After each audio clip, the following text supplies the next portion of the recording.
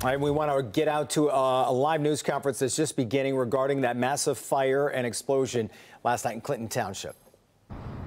Good to go? Hold on just 1 second. I just want to check this real quick. Got some updated information on something. What? All right, Chief, what can you tell us this morning? So anyways, we received a call just prior to 9 o'clock last night about a explosion, fire in the area.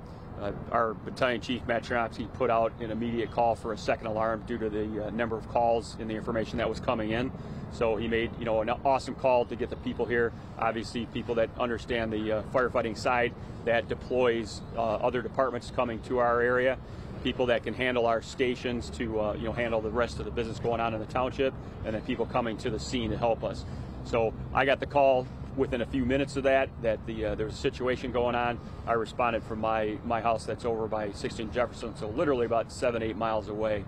At that point, when I left the building, I could hear the explosions that far away, and I'm thinking to myself, hopefully this isn't what I'm going to. Within a mile down the street, I realized this is what I'm going to. Approach down Groesbeck here, coming towards 15 Mile, and you could see the amount of fire just coursing in the sky, and the explosions were actually shaking the car. It was that that much going on. So got here, we had our apparatus basically throughout the area on 15 Mile and Groesbeck. They were trying to approach, obviously as firefighters, your first thought is you see fire, you want to go put it out. They were trying to approach it, and obviously with the explosions, there was absolutely no way that we can do that. And talking with everybody, here, it's one of those things that is a difficult decision that was made, but our battalion chief, along with some assistants, made the correct decision. We had to back out. There was no way we could put people in harm's way like that. So then it becomes how far is far enough. So we did have some, pretty courageous firefighters from our department and other departments that were willing to, be as close as they possibly could, because we had the concern of other buildings catching on fire. We did have some fire that was coursing down the railroad tracks. We weren't sure if it was these buildings or not, but it ended up being the grass in the area. So we did deploy some apparatus over there to put that out. So obviously we get here, we're trying to figure out what's going on. We had an initial report that it was a certain company that ended up not being accurate, so we did find out that it was this company called GOO. They're a distributor to the vaping community in the area. They had literally received a truckload of butane within the past week, and they still had over half of that left. So this is what you're seeing strewn throughout the area. All the canisters, which you had nitrous, you had butane, and then they had some other products in there. So obviously at that point, we're basically dodging all these things going through the air. We did have one of them that ended up almost going through the window of one of our apparatus last night. It did injure one of our firefighters. Fortunately, he came through it okay. We did basically force him to go to the hospital and get checked out last night. They had him in and out probably within about 15-20 minutes from there. So they do take care of us very well. We're very fortunate in the county to have all that. So we ended up having communities, basically Roseville, St. Clair Shores, Sterling Heights, Selfridge, Mount Clemens, Harrison Township, the county hazmat team.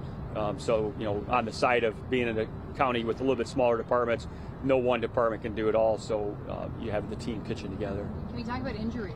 So the one injury to the firefighter we had that checked out, he was fine. We did unfortunately have an injury to another individual, I believe 19-year-old, and as I was looking at my phone, it was reported that he passed away. So it's about 4 o'clock in the morning. So I don't really have any additional information as to, the name or anything like that at this point, but very unfortunate.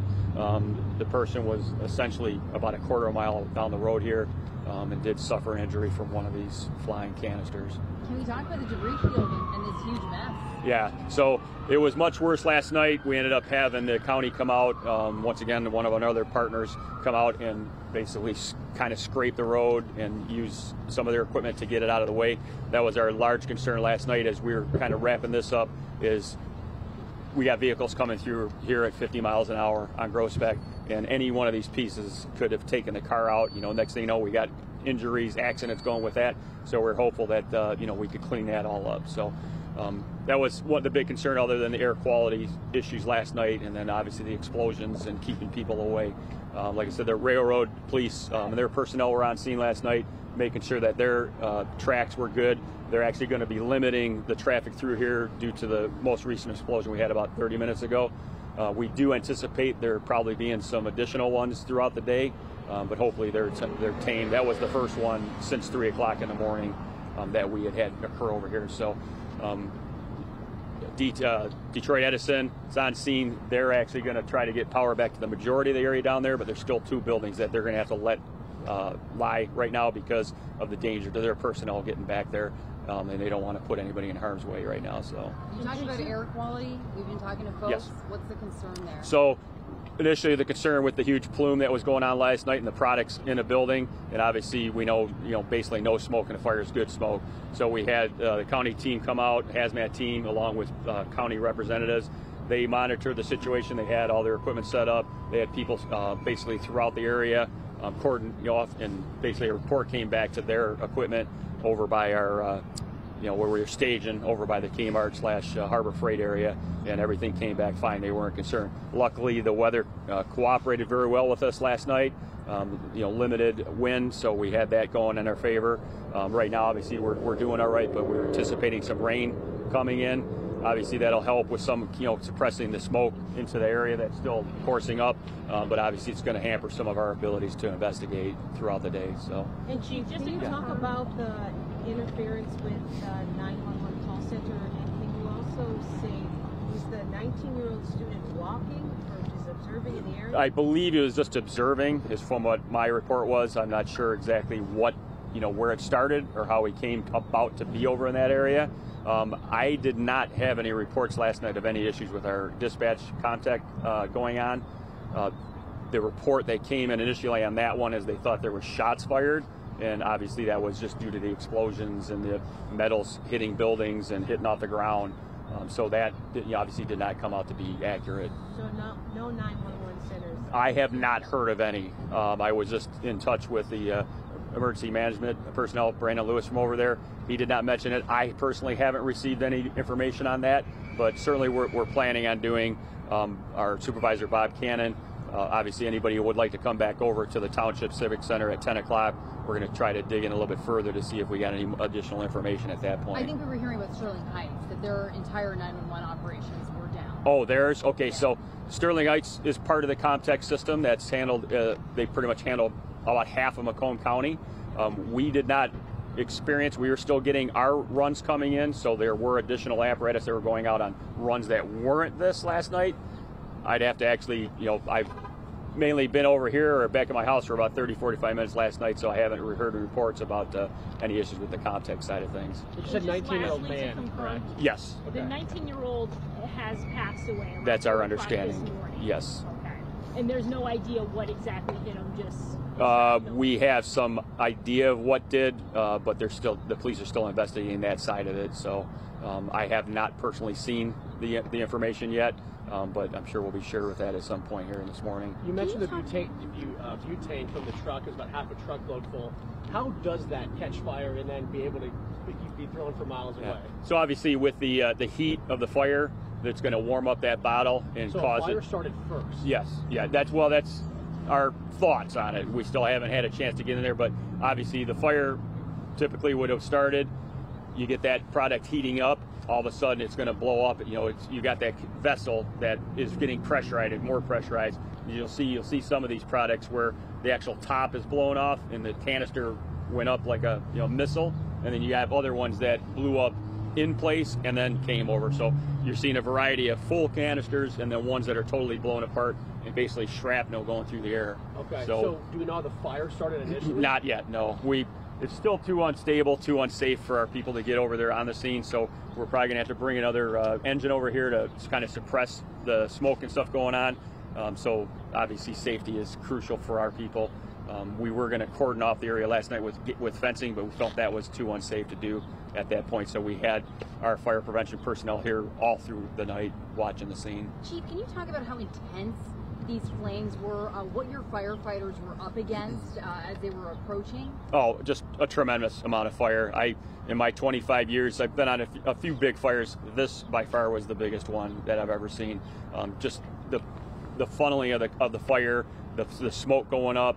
Like I said, luckily the weather was on our side. Had the wind been bad, it would have been, I mean, we would have had multiple buildings that were been on fire, especially if it was, heading, from the west to the east. Certainly we probably would have lost several of these buildings. The fire was that intense. So on top of that, with the products going up in the air, you got the flames. Luckily, surprisingly, we didn't have any of these roofs catch on fire along with the building. So we had apparatus dispersed throughout the area just in case that possibly might happen on the other side of the tracks, on this side of the road. So it becomes a concern. At that point, you're really just looking at the exposures to make sure that everything's under control. When it comes to what was stored in there and accountability, to have kind of chemicals like this, flammable chemicals like this, I know the investigation's early, but what can you say about this company, how these materials were stored, and just like from that public safety angle? So they were interviewed last night by our personnel, and ATF was also involved. ATF is going to remain involved at this point, so they're going to be digging into essentially what happened here. Our last inspection did not show this amount of material in that building, so we're going to look into that. Some of the reports we're still looking into, obviously the legality of everything that's in there, but I think a lot of times the industry is just not there's not as much oversight as we probably should have with some of these situations. So when was the last inspection? About a year ago. Chief, can you just talk about, so at first you guys thought it was the Select Distributors, the novelty company? They're actually one and the same, okay, so kind of. Kind of go into that, 'cause that's a little confusing. Yeah, so anyways, they have the company called GOO, and then they're also a distributor to the industry. So obviously there was some thought that this was like a marijuana dispensary. Obviously Clinton Township does not allow that. So what ends up being is that they actually supply the industry, obviously in the region, with these gases. Obviously the vape pens, having over 100,000 vape pens in there. So that's why there was this amount of product in that building. And so just so we're clear, if we were writing this in a track, the company is GOO? The company, so if you see the sign right here, this sign is representative of what was in that building, what was located, the names of the company. So you have GOO, and there have certain products that they probably sell out of there, and then you have the Select Distributor side, which I believe is the one that's supplying the gases to the local area for what they do with their dispensaries, or their selling of the pens or the gases needed to handle this industry. For one building. All one building.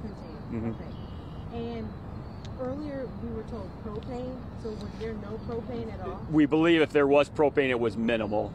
Yeah, we don't think that was a major issue in there. Obviously there's equipment that would have propane tanks along that line, so we can't rule out that there was some amount of propane, but we think that was on the minimal side. So mostly butane then? Basically it was butane, nitrous, and lighter fluid. Chief, when you talked about, you said 100,000 vape pens, do you know what burned in the building exactly? Is that just a rough estimate of how many and what else burned in there? Yeah, that was an estimate that we received from the owners. So obviously you have other equipment in there. You have, some of their equipment that they obviously use to move that product around. Obviously, there's usually office furniture, different things, the structure itself. So basically all of that was burning. Okay, and then how will you assess when it is okay to go back into? So we'll give it some additional time, to see if we have any more explosions. We're going to probably bring a piece of apparatus over here to help with some of the more additional suppression on it, and then we're going to, obviously involve the ATF, some other of the pros that would deal with this on a obviously a more prominent basis. And then once we get that clear, we'll get our people on site and start digging through this thing. Okay, and then anything is air quality wise, if there's a bunch of vape juices, for lack of a better term, in the air, does that cause an issue? At this stage, we're not concerned. Our DPW personnel was out last night to check the water area, anything that might be seeping in. That was good last night, so they'll continue to monitor that. Obviously, we don't want any of this product leaching into the water system, so that's one of our main concerns, is just the environment and everything that's going on. So we'll be obviously continuing throughout the day here, monitoring the situation. So for the public, the main concern is just this road is closed? Basically, at this stage, yeah. Fortunately, we were able to get Groesbeck open up. That was a concern last night, but ended up working out this morning. Concerning the firefighter that was injured, was Was it broken glass? So he initially had some glass, and then he was affected by part of the shrapnel that came through. So he did suffer some. That was our concern, is that he might have a close-end injury, but he was up and talking and acting fairly normal when we were talking to him last night. But we wanted to just be sure. Got him over to the hospital. They checked him out, and everything worked out well. So. Also, are you aware of how many vehicles, police, fire vehicles were? Oh, I would say at the height we probably had in the neighborhood of probably 50 or 60 firefighters on scene, and probably dozens of police officers. Like I said, we had the railroad police out here with some of their personnel. We had Red Cross. We had our MedStar personnel that brought their equipment over, and then we had, you start to think of just the enormity of everything that came out last night, which is incredible. Just the partnership we have that goes on. We had people reaching out all night long. Hey, what do you need? What can we help you with? Our emergency manager, Paul Brower, is over to the side here. They upped that emergency management, and they also did the county emergency management. So it just helped. You had, so many entities looking out for you, which you feel good because as you're on scene here and you're dealing with this, you're like, okay, thankfully you've got something to turn to if you do have a need. And that worked out. How many vehicles were damaged? I know the fire so truck we had 3 of our vehicles that were damaged. 2 of them were essentially tire issues, trying to get in and out of the area. The other one had some pretty extensive damage from this flying debris. We had a number of police cars that were damaged. So beyond that, obviously we had 3 that went down last night that we're now at work getting back in service right now. So hopefully we'll have 2 of those back in. The extent on the other one is pretty significant, so we don't know if that one's ever coming back into service. So we're going to have that evaluated over the next day or 2. Any words to the family of that 19-year-old? Oh, obviously, so tragic. That's been my biggest concern in my career as it's wrapping up here, is that we don't have, deaths on a scene. Obviously, I'm close to all of our firefighters and the community of firefighters and our police officers. So just as one of our training chief was saying last night, Steve Dalton, if you don't believe in a higher power, that nobody on our department and the other departments wasn't hurt last night, it's unbelievable, because you just look around and it kind of gives you the cause for concern. So when I got a chance to relax last night for about 30 minutes, just the enormity of thinking about, thank God we didn't have anybody that got injured last night to an extent other than the firefighter who managed to come through it. But certainly, how can you say anything about a 19-year-old who lost his life last night? It's something that will stick with you.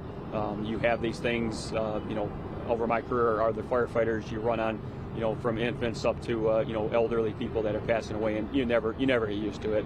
I could sit there and you just want to hug the family and say sorry. I can't even imagine what you're going through today. And that's about all I could say. You just give them the compassion that you feel, and I feel it. It's difficult. So, yeah. Thank you. Any danger? We heard an explosion about an hour ago. Any danger to the community? At this stage, we're not thinking that there should be any danger to the community. That we're trying to keep people as far away as we possibly can. We actually put up additional tape because people were getting too close over there. So we want to keep them at bay, but obviously in the last hour or so we haven't heard anything additionally. So, but we want to err always on the side of caution when we're handling something like this. It's going to take a while before you know a cause. Yo, for sure. Yeah. Yeah. All right. Thank you. Yeah. Like I said, they're planning on if we get any additional information around 10 o'clock over at the Civic Center at the Township. So. You've been listening to Clinton Township Fire Chief Tim Duncan update the situation there. And the last thing he mentioned, there will be another update coming at 10 a.m.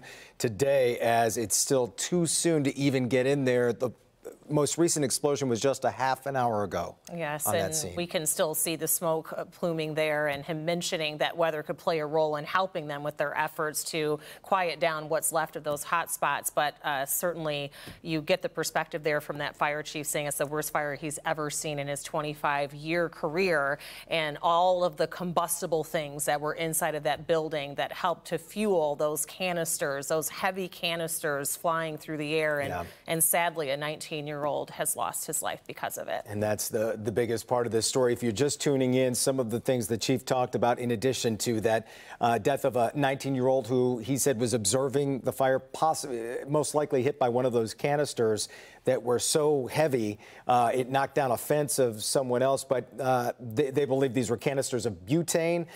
Plus, they had nitrous oxide in this plant along with lighter fluid, which were the combustibles, and still too dangerous to get in there and see what caused this fire to begin with. And he did mention that they have done inspections there, but the amount of butane that they had in there following a massive truckload that was just delivered was far more than they saw in their inspection. So there's probably going to be a lot more to learn in terms of what they were storing there and any legalities surrounding that, and also safety for the community. But the perspective there of, because you saw those butane canisters were flying, you know, hundreds of feet away, and firefighters were that close trying to help put that fire down and stop it from spreading to those other businesses. And you just saw the enormity up to a mile away where those things landed, and you put it very well there. The last inspection didn't show all of that stuff. So some legal aspects they're going to shake out for days and weeks to come for sure. And again, that business was kind of twofold, a marijuana supply business in the back, but the front part of that called GOO, G-O-O, actually sold some products, but they supply the industry, but they don't actually sell marijuana out of there. It's illegal in Clinton Township, so it wasn't a dispensary, but it did supply the industry. So, well, we will continue to keep you updated on any new developments. We're expecting to hear once again from the fire chief, but right now, let's have our collective thoughts and prayers with that 19-year-old's family. Yeah.